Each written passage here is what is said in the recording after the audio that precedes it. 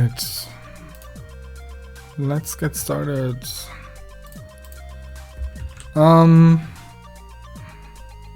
test 1, 2. Audio seems fine. Alright, welcome to the day 2 of our new little game project. I have to admit I'm a little bit spoiled from the Ludum Dare event where lots of people were watching, and now it's just one person. Hey person. Yeah, nevertheless, let's get started here. So last time I laid out a little bit of a plan to make a game in WebGL, which is an OpenGL variant that is based on OpenGL for embedded systems. And what we did yesterday on the stream was setting up the basic Git repo for it, and actually displaying a basic map. Oh, I just see a little glitch here. Nice. Display a map on the screen that consists of little hexes, and that's basically what I want the game to look like. I want there to be a world map. This is going to be a strategy game, and the world map is supposed to be organized or subdivided into hex patches where the action takes place, just like a board game, or I don't know, Civilization or anything like that uses a hex map. And for that purpose, yesterday I introduced a couple of things. For example, the new map object, and that map object is responsible for now it generates little spotty map based on a lot of cylinders basically, and for now the height of these of the terrain, if I can call it that, is just a stupid algorithm that is supposed to be there for testing purposes. This is not really there's not really any height data here. It's all automatically generated, but I felt it was kind of necessary to put a few elements in there and see what the performance looks like, and so far this has been fine. The map size is 32 by 32. That is actually respectable, and there's not yet a performance penalty actually apparent here.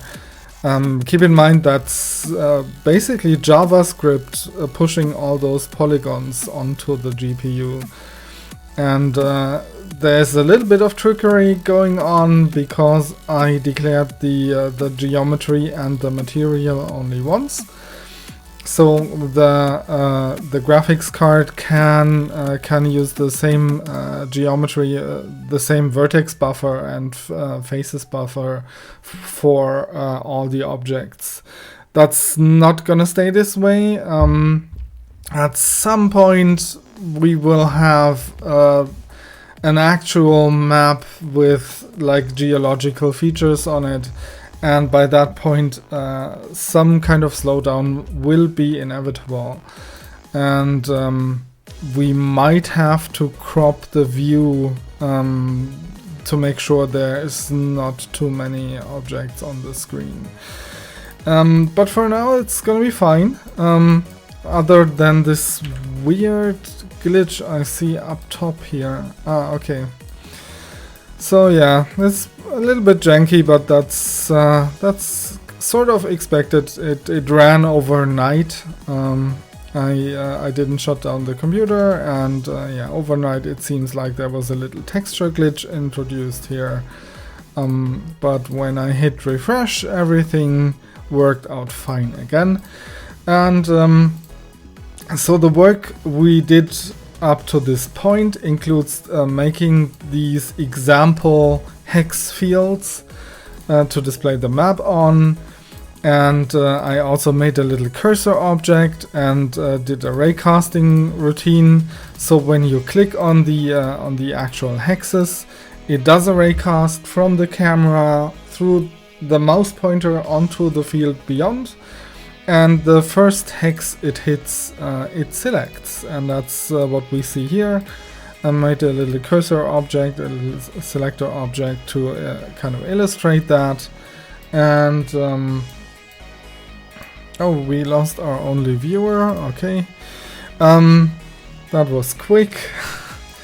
And yeah, so as far as the rendering pipeline is concerned,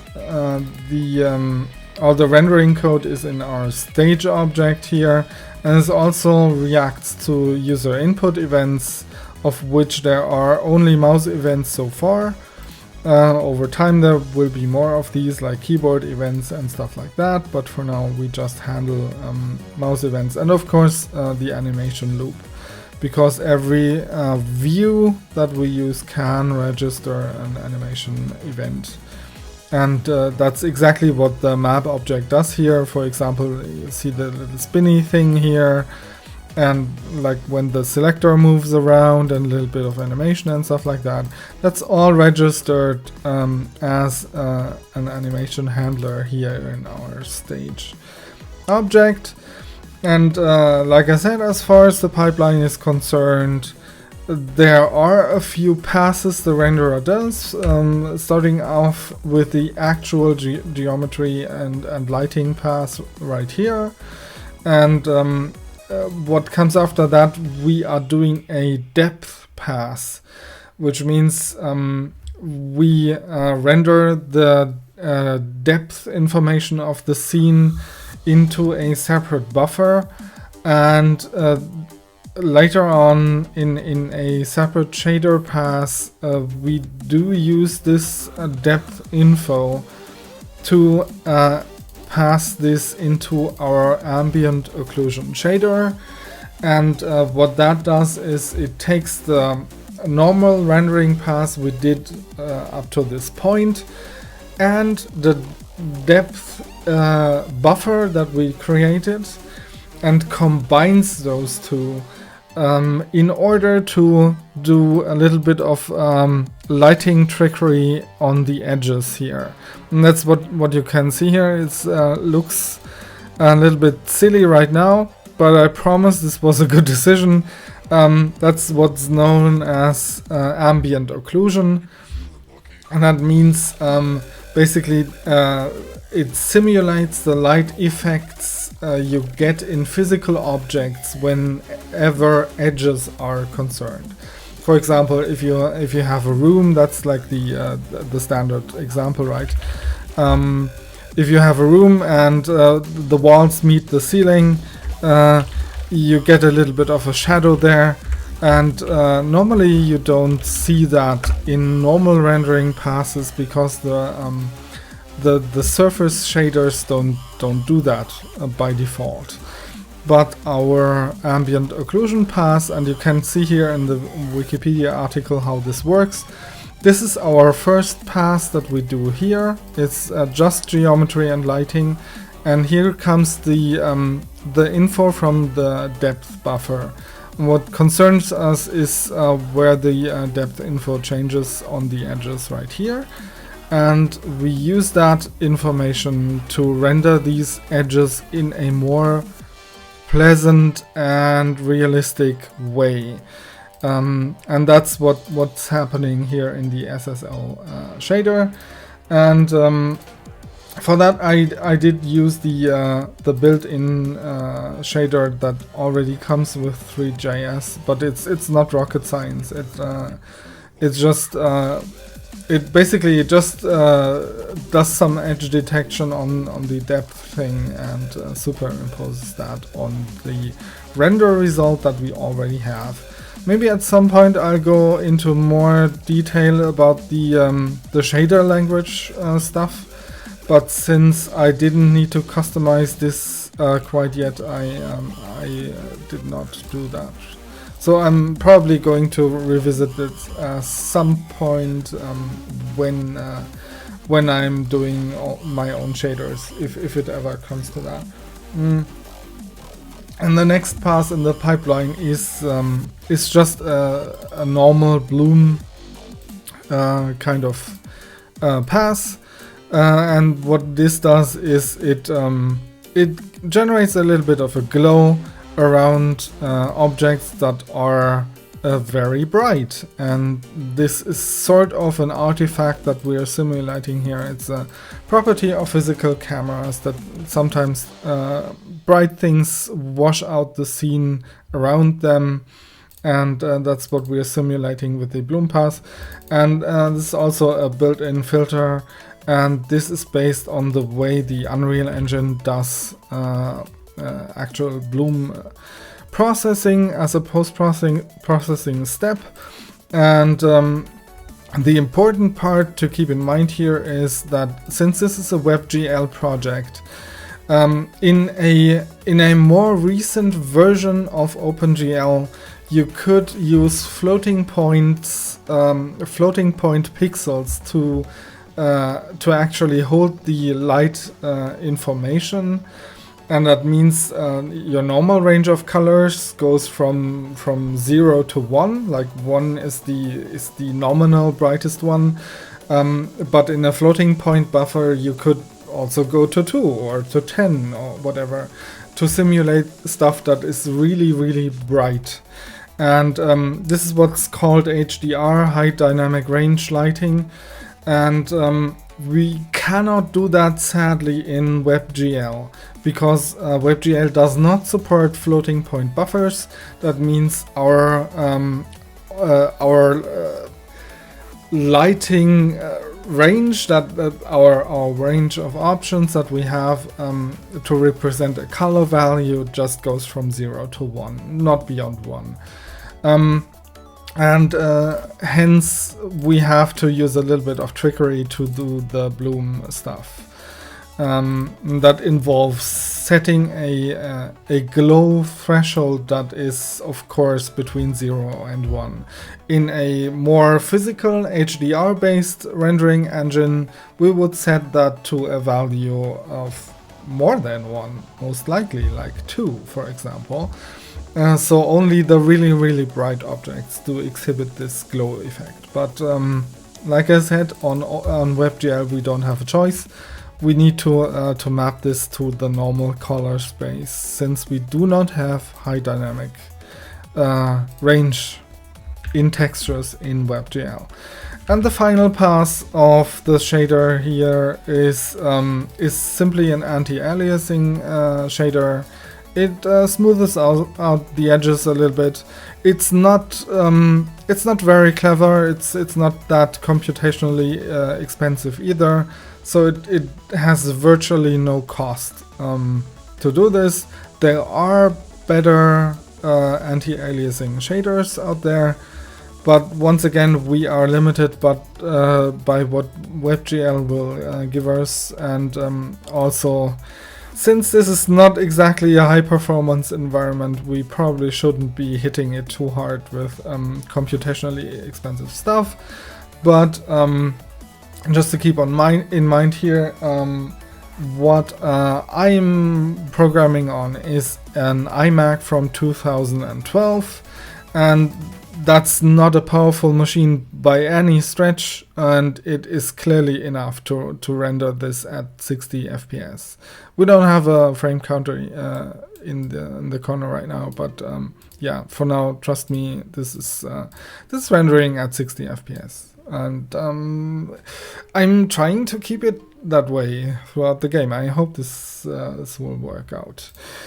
So these have been the rendering passes, and that concludes basically the work on the game so far. We now can display a map and select single hexes on the map. What we are going to do today is this is let me go to our little schedule thing here. This is day 2 of our development effort. I already scheduled day 3. If you want to check it out, go to programmingstreams.net, which is a little streaming directory site that I set up originally for Ludum Dare, and I'm now using it for my own purposes as well to announce the stream. And you could do that too. It's open for everybody. Basically, you can just log on with Twitch and register your schedule there, which is what I'm doing. So today, since this is not a game yet, this is just a render setup and a visualization, I do want to introduce basic gameplay aspects, and since this is going to be a strategy game, the most basic thing a strategy game has is units on the map that you can move around, and that's what we're going to do today. So for now, it's probably enough to say that there will be units on this map that battle each other in a turn-based fashion. And since I don't have real graphics yet, this will all change, but for now there's no artwork. I'm just going to represent units on the map with a maybe like a pyramid shape or something like that. So it really looks like an old school board game for now, but that's nothing to worry about. It's just a placeholder. And so in order to do that, I am going to introduce some refactoring that is necessary here.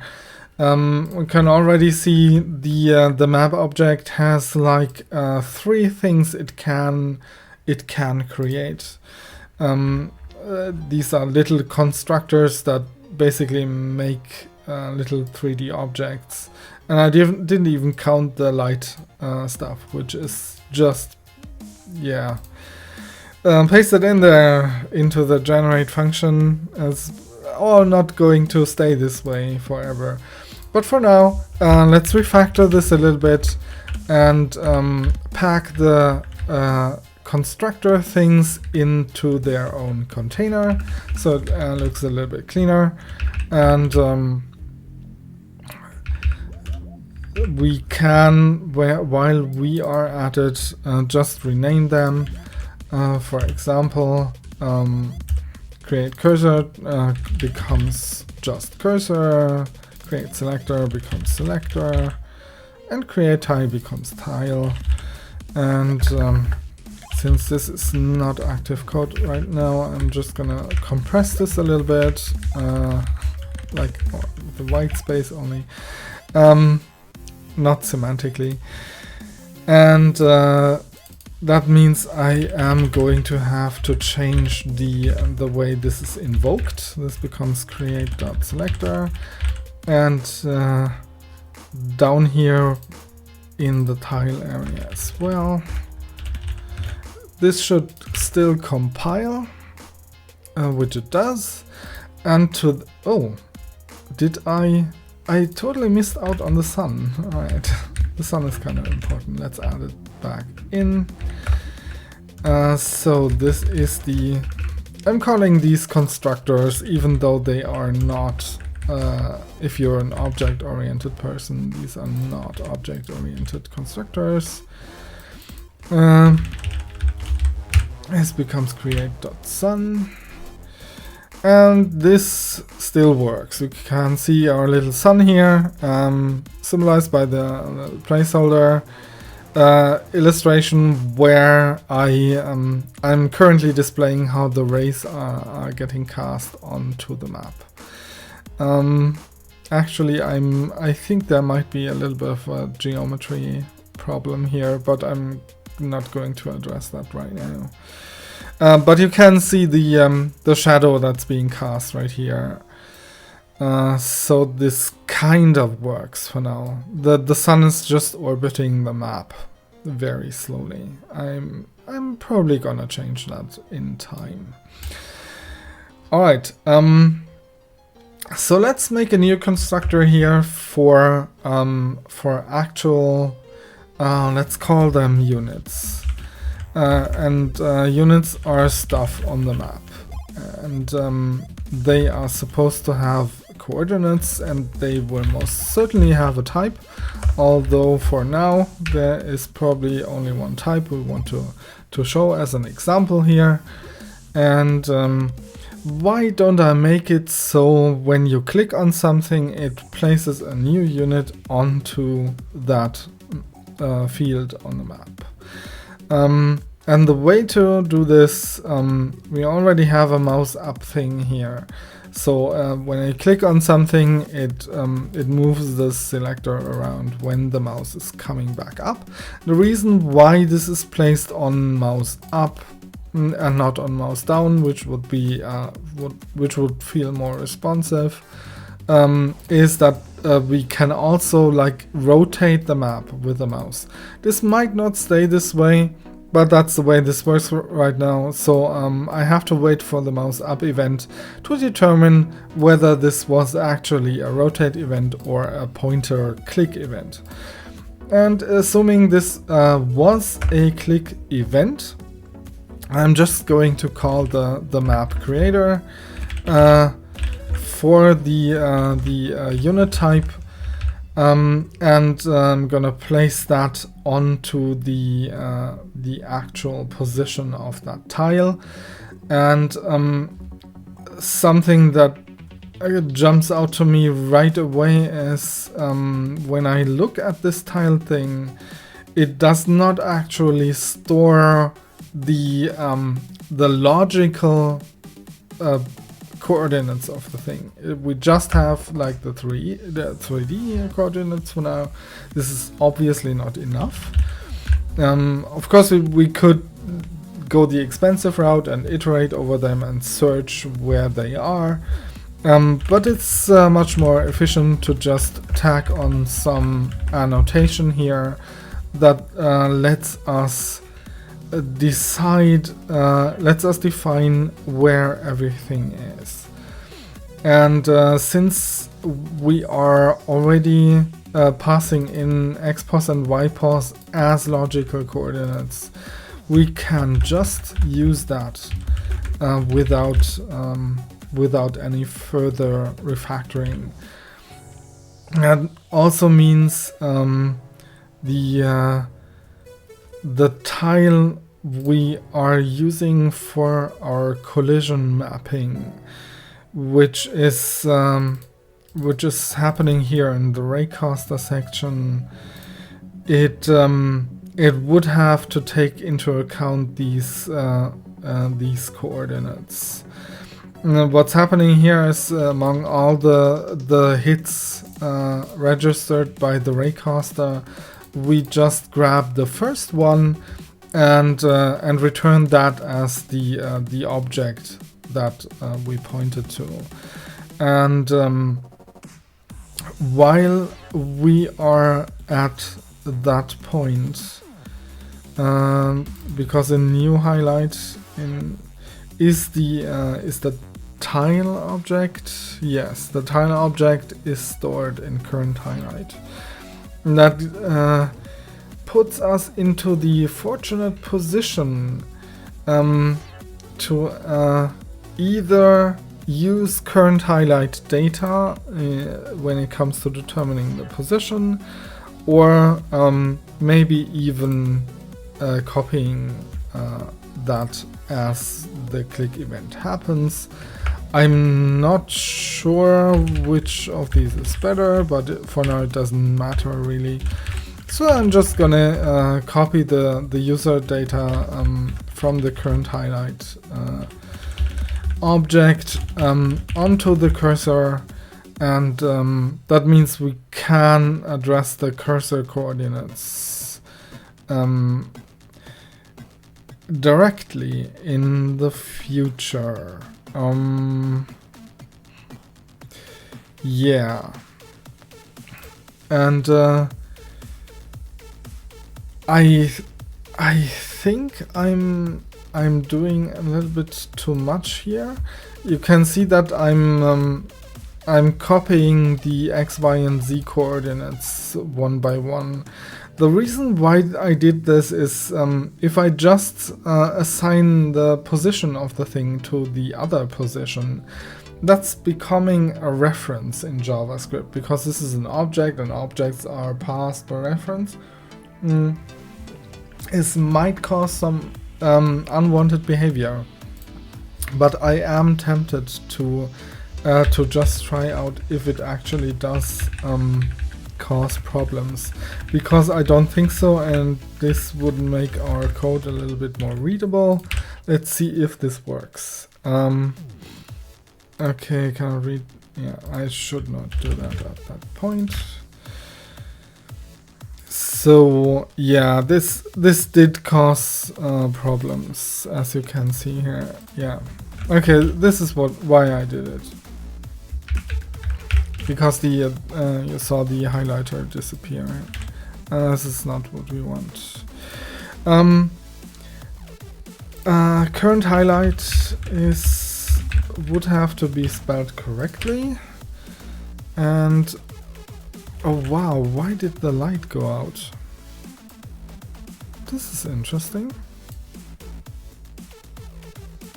Something bad happened here. Not sure what. Let's see. Okay. Apparently, well, what did I do wrong? So I'm storing the oh, okay, I'm already storing the animation data of the cursor in user data. Yeah, so that's not an option, obviously, to just assign that, but that does not really matter, because I can use current highlight as a thing. For example, I can register cursor dot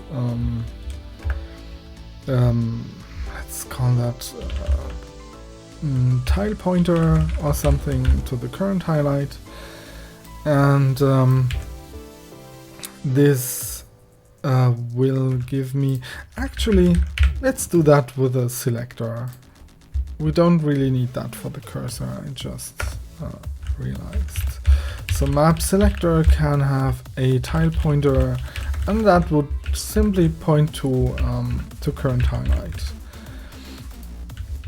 And since current highlight now contains the actual position, can just read that data out from there, and let's use the data x and y. And for now, let's have a default unit type we call this with, and that should compile without errors, but it does not. And that is because this is called create, not creator. Right. So this worked. All that's left to do is, well, actually creating the unit.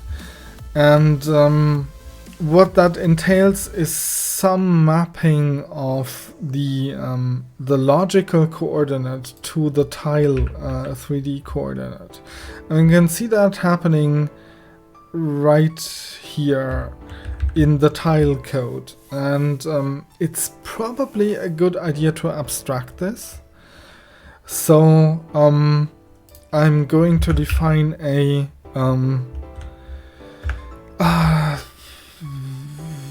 let's call that logic to physical coordinates.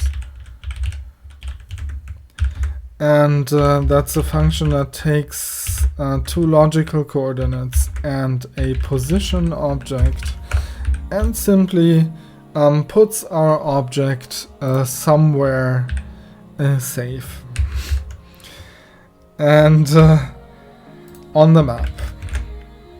Because everything we will ever do here is probably in relation to map coordinates. And that means I can just use position here.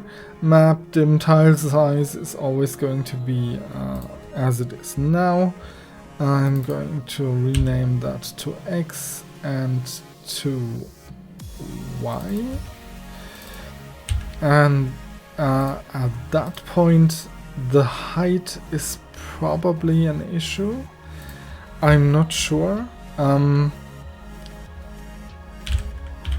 Let's pass that in for now. I'm not sure what to do with the height actually, because ideally we do want stuff to appear on top of an already existing tile, and that should probably happen automatically, so it would have to take terrain height into account at that point. But for now, I'm just gonna set this manually. And probably do something about this later. So, I can pass in xpos and ypos and height and our tile dot position and expect this to basically be a neutral change to our code. Let's see if this works. Yes. So the tiles are still showing up where they are supposed to show up. That's a good sign. Stuff that I don't need anymore was, for example, the O position, which I think is not a thing anymore. So you can just get rid of that. And the rotation is specific to the tile type for now. We don't need to change that. Alright, so we're in a pretty good shape to actually declare a unit geometry, and I'm just gonna do that once here. With a basic unit geometry we can always do something more special later. As I said, this is merely a placeholder, and I just have a look at the different types of geometries that we already have, and I think the cone buffer, which I already had open, is a pretty good candidate for this, because a cone is just a type of pyramid, or vice versa. So this takes a radius. Let's see, the hex geometry has a radius of 10. Let's hard code a radius of 8 in here right now, and it could also be a height of 8. Sounds about right. And let's say it's a true pyramid. It has 4 sides, and we don't need any extraordinary amounts of height segments. 1 is going to be enough. It doesn't have to be open-ended or anything like that. And that should actually be our whole geometry for the unit right now. And using that we can just plug that in. So our unit, let's call it U, is going to be a 3D 3 mesh with our unit geometry, which we just created. And a good idea would be to define a unit material for that as well. So let's do that, just to give it a nice, interesting, different color. I'm going to use the hex material as a base for that, because I don't know. Let's make them blue for starters. So red, green, let's make it really, really blue, and a little bit metal.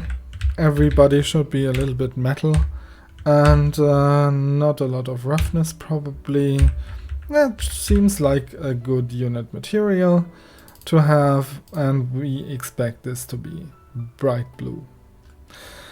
So, alright.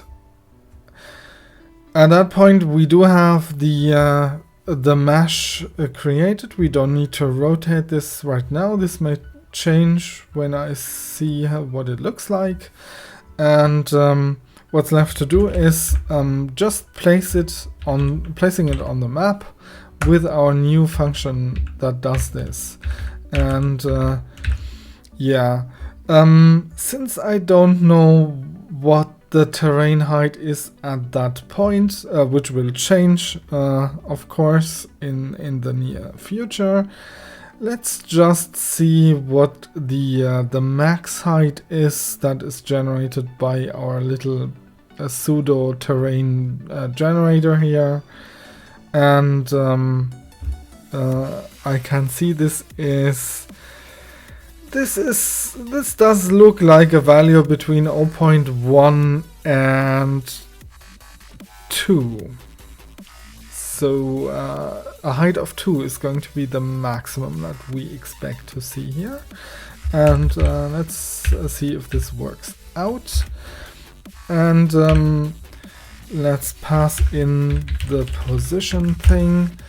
Actually, if we would define our little helper function here to take a 3D object, we could also set its physical mapping metadata.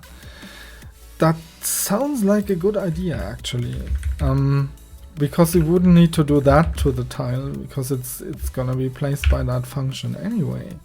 So that's object.position now in all cases, and while we are at it, can just fill in the user data stuff as well. And that means we don't have to duplicate that code again. And this will set the coordinates of the unit automatically, which is probably a good idea for later. So let's see if the basic map still works. No, it does not, because little compile error. Oh yeah, I shouldn't have done that. Why do I make so many mistakes? Oh, yeah. Alright,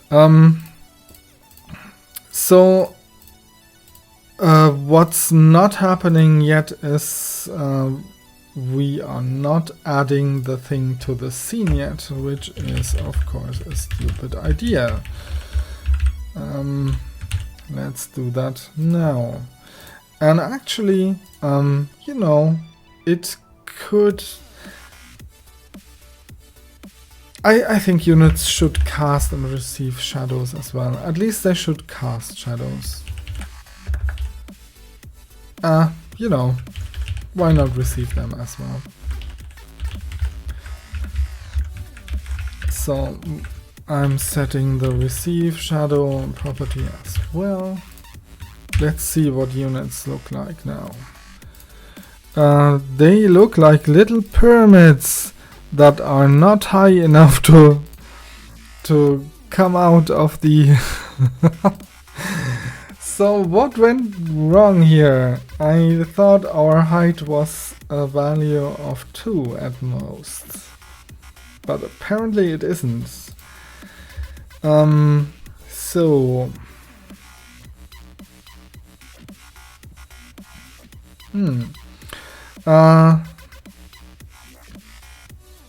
Alright.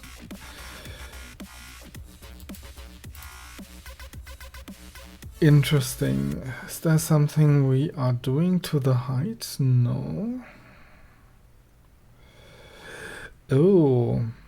You know what? I did not take into account the position of the tiles, I think. Did I? Okay, so the interesting. No, it seems like I did.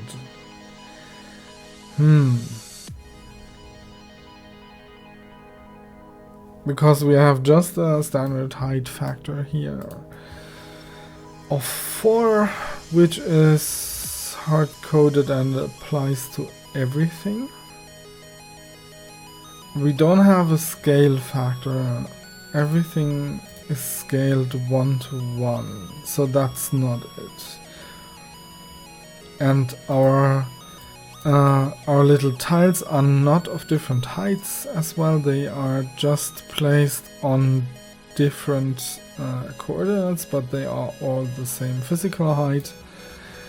So why are our pyramids not... Oh, okay, I see, because we are not taking into account the natural height of the tile elements, which is, looking at the geometry, which is also 10. Okay. Yeah. So there needs to be a little bit of an offset here. Yeah, seems that's the reason why. Let's see. Are you kidding me? Okay.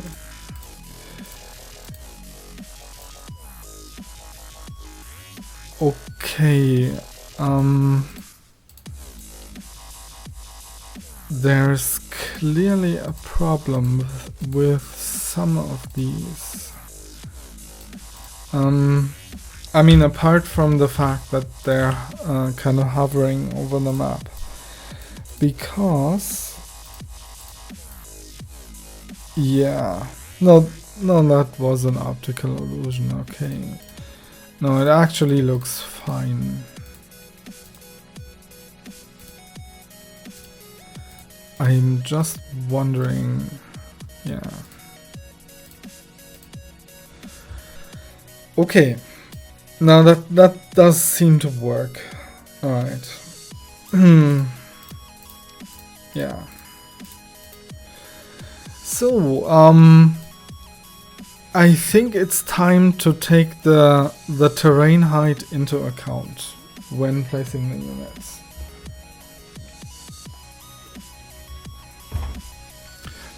And I do want to make them a little bit pointier. Let's give them a height of 12. Yeah. What irritates me is sometimes it does not. No, I think I'm mistaken. It does seem to work always. Okay. So taking the height into account, there are once again a few different options we could take. For example, we could iterate through all of the terrain objects and figure out which height we need to take into account. At that point, because we are now calling the code from the click event, we do have a very concrete idea which tile it was that it was placed on. But later on, so we could just pass that in right now. But that's not going to help us later when units move across the field without mouse input. So I think it is a good idea to now finally introduce a physical representation of the map, because this is up to now, this was just generated and there's no real data behind it. And at that point, let's make room for the actual map data. And while we are creating this thing, that seems like a good point to actually make the data. And in time, we also want to actually have two steps here. Creating the data, of course, and displaying the data. This is right now, this is just for like mock-up purposes. This is one thing, but it's not gonna stay that way. And so what will happen here is we will for now not create the physical object first. We will create the logical object first. And I'm aware that I'm mixing code like 3D code and logical code right in here. That's not the most optimal thing to do, but it's quite handy actually, if you don't think about it too much. So creating a cell would basically take the same arguments as our tile creator. But this time, it does not create a 3D object, it creates a logical object that has no concrete impact on the scene itself. We'll just fill this data container with whatever we are telling it to do. So, let's see. We are going to call this with more data in the future probably, or we are going to mutate this further. But for now, these are the three values that we need for defining the stuff. And I think a good idea would be to do this in some kind of hash map. The alternative would be to use a true array of stuff. But since in JavaScript this is actually a hash map internally as well, I might just go for it and do that in one flat list. This is not the way you would do it in a statically compiled language like C or something that has more fundamental data types than JavaScript. But I think for JavaScript it's fine actually. So map.data is going to get a few entries from us here. And the way I'm going to map these is just with a little bit of string. I know it's a bit ugly, but once again, internally in JavaScript, this is every array that you have is a hash map anyway. So actually, there might be some optimizations when it's not. But by default, if I have a dynamic array, at least, that's not going to be optimized by the JavaScript engine. So there's not a real reason why I would prefer a two-dimensional array to a flat hash map in JavaScript. I think. Alright, so this will contain the x-coordinate and the y-coordinate. We don't really need that probably, but let's store it anyway, and the height. And that is it. And actually I think we will return this. So the cell would be var_c, and let's fill that in there. And at the end we not only put that on the map, we also return that. And this should create a cell. So this means we will not see our map anymore, and that's exactly what happens. And based on that data we filled in here, we're going to have a second loop that creates all the 3D objects out of our map data. And speaking of which, I think actually we should have a sub-object here, because we will want more and different map data to be stored in here. So that becomes data.cells, and for each data.cells we are going to create a tile object, and this is the actual 3D object that's going to be created. Let's call it cell, and that means cell.x and cell.y and cell.height. So when I refresh, this brings back our map, but the difference now is this is backed by actual data that we have. It's not being like created on the fly. There's some data behind that, and so it becomes time to actually separate the generate function, which is supposed to generate the map data, from the actual setting up of the map 3D objects themselves. I'm gonna call this setup actually, and I think everything could be moved in here, pretty much everything, leaving us with a pretty empty generate function for now. It's not gonna stay that way, of course, because as we generate more complex maps, that's not gonna be a problem. But for now, we will have a separate generate and setup call, and let's make sure to actually invoke that. Alright, let's see. This did not work so well.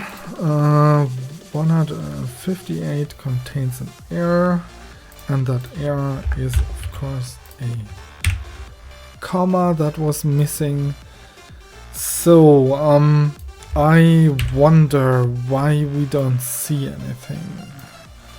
Maybe it's a cache issue. Let's see. Oh, come on, load. No, it's not. So I guess, yeah, it is calling setup. For some reason though, the setup stuff does not display the map, because I switched them. I put in the wrong code. Okay. Alright, so this is how it should be. Based on that, we can now...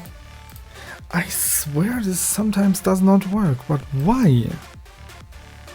Why doesn't it place a little pyramid every time? Alright, let's see. So, with the map data in tow, we can now actually place the unit correctly. And that would involve more than this little helper function. Actually, we will need something different that basically takes the same arguments though, except for the height stuff. The height stuff will be calculated based on the terrain height. I'm gonna call this logic to placement coordinates, maybe. And what this does is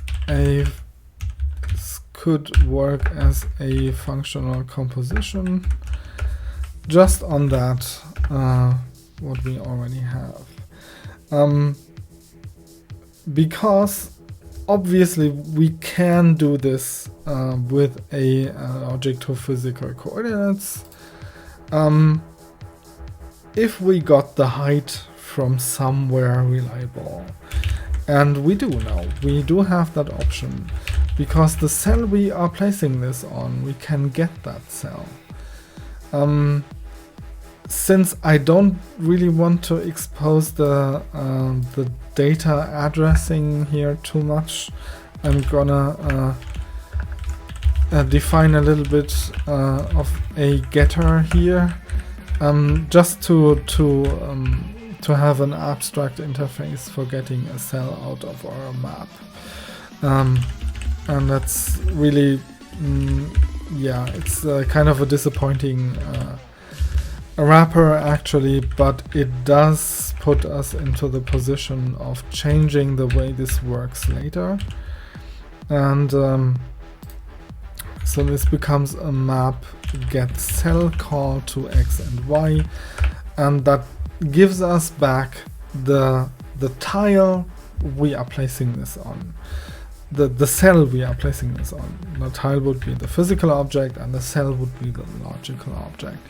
And since the cell knows its own height, we can then pass that into the physical coordinates mapper. And that becomes x, y, cell.height, and we are passing in the object. So let's see if that worked at all. No, it did not, because it can't read. Why can it not read?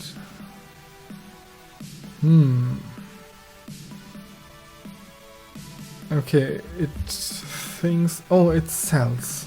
Alright.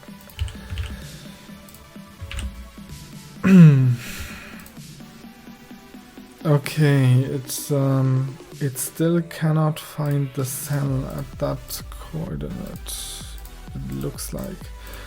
But only sometimes. Apparently. Okay, let's see. Since I do see the pyramids sticking out there, I'm just gonna give them a little bit of an offset to actually make them appear. And I think the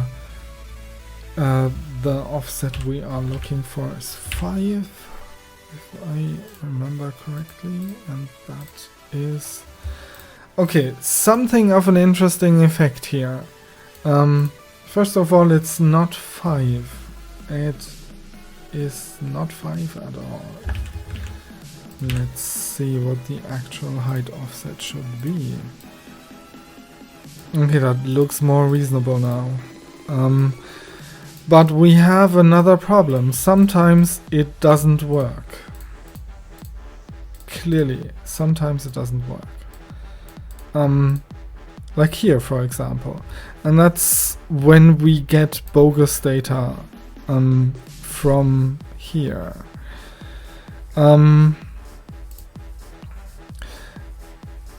At that point, maybe we should log illegal accesses to this function, just to have a little bit of a better idea what the coordinates are if they fail. And that's gonna be console.error map.getCell.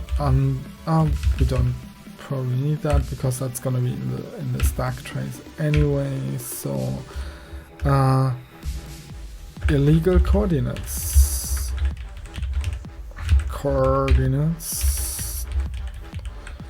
x and y.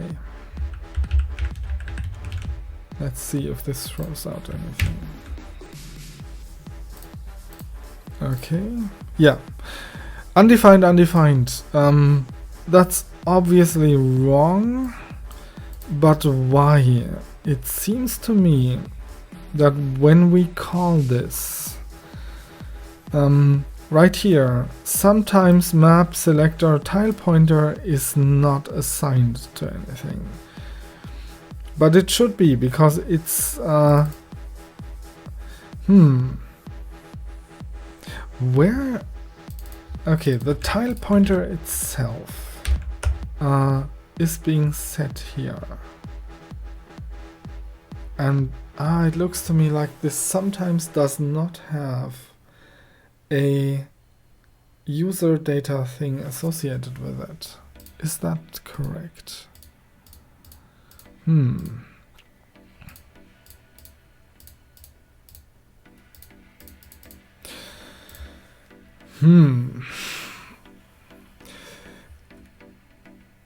Alright, it is time to... I suspect the reason for that is because it works in most cases, as you can see, and it does place the pyramid at the correct height. From the looks of it, it does seem like this is a raycasting problem at that point. Sometimes we just get garbage back, and it's not really that surprising. Because we basically do a raycast on every object on the scene. This is not ideal, but that's what we do because we don't have any layers or anything like that, so we can't really filter right now. And I think I'm going to change that. So if we introduce a layers object here, that should contain all the objects that we need for the scene. There's clearly going to be ground tiles. Let's call them tiles. We will also have cursors, or let's call them indicators. I don't know, indicators? Like the UI stuff, yeah. We are going to have unit graphics, and when we set up the rendering for this, lights should be another layer too. Lights. And so when we set this up,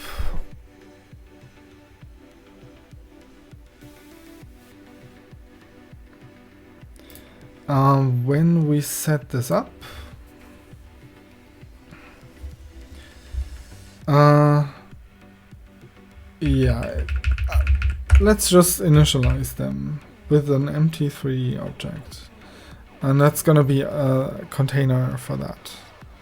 So I think object 3D is a thing, and that's the base class for all scene graph objects, and I think we can just create an empty one and use that as a container. So let's see. For every layer object that we have,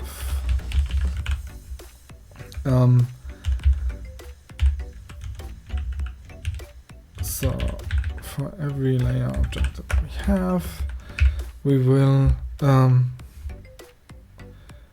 we will create that map.layers key is going to be a new 3 object 3D, and the constructor to this takes no arguments. By default it appears in the center, which is fine by me. So there's not going to be any transform there, and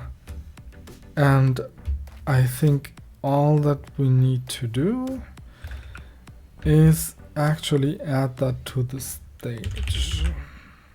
stage.add, and I'm going to pass to it the new thing that we made. When I refresh, this should be a neutral change, which it is not, because that's stage.scene.add. Yes, and all that's left to do now is actually putting in the objects into the layer stuff. Starting with the unit. Unit stuff are going to be put into map.layers.units. Right. And that's our setup function, we don't need that. But we can totally replace this one with the lights layer. Lights, I think it was plural. And this one as well.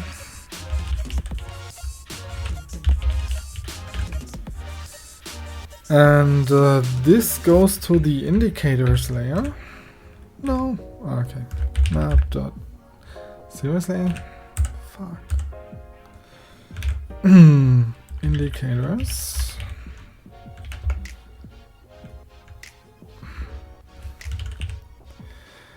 Okay, that was stage.scene I was looking for. And the selector goes to the indicators as well. And tiles goes to the tiles layer. Sun goes to the lights layer. And the sun helper object goes to the lights layer as well. Okay, so we have stuff in layers now. Let's see if it broke anything. Yes. Indicators is not a thing, it tells me, but it is. Why? Layers, indicators, why?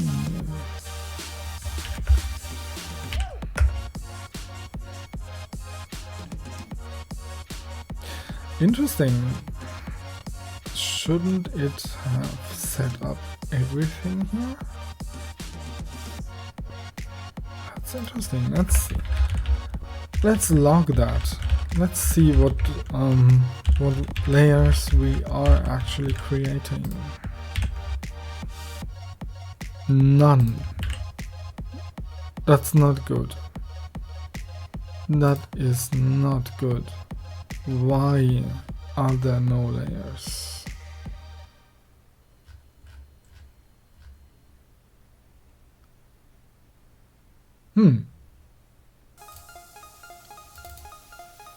That is actually quite a puzzler. Because this exists, right? So we should be able to iterate over it. Interesting. But nothing happens. Oh. Okay. So I wonder if this is because it does not like false objects. Let's see if that was the reason why. No. It's not. Okay.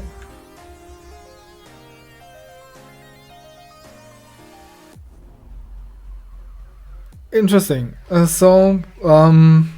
don't know why this does not work, but we don't have to use it. We can just as well do this in here.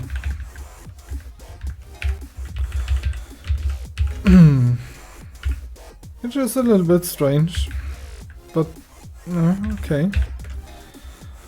So we did have 4 things, I think. It was tiles, lights, indicators and units, and still did not iterate over the thing. Okay. That's not good.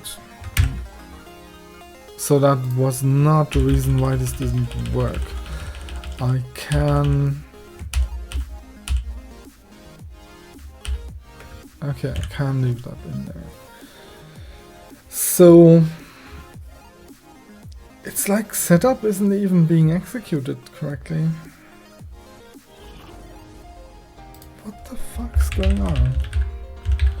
Okay, basic logging 101. Question to ask is, does this ever happen? No. It's not calling the setup function at all.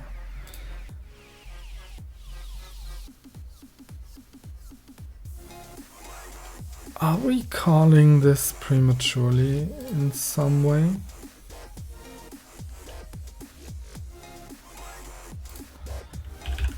Is there anything happening here? No. Okay. Alright, this is just crazy. It shouldn't even do it. No. No, no, no, no. I commented all of this out. Look at it. It should not be throwing this. Okay. So what happens at map init?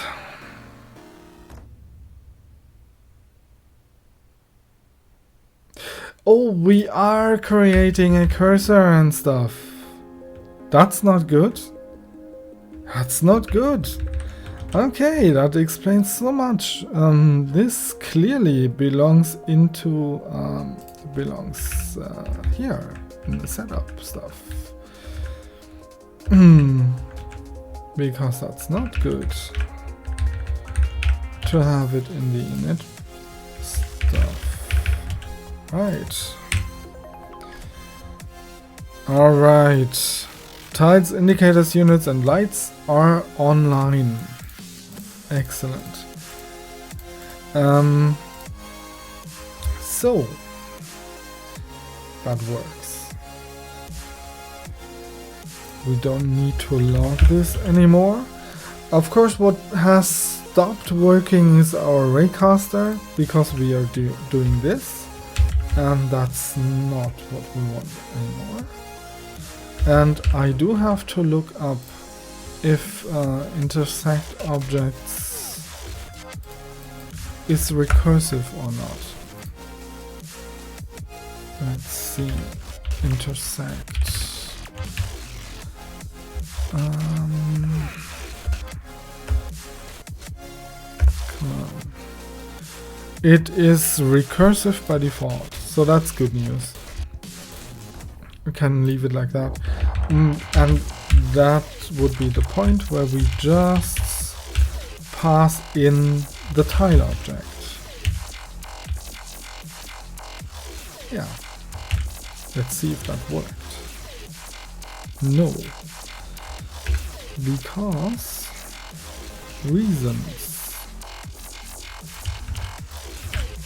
Alright.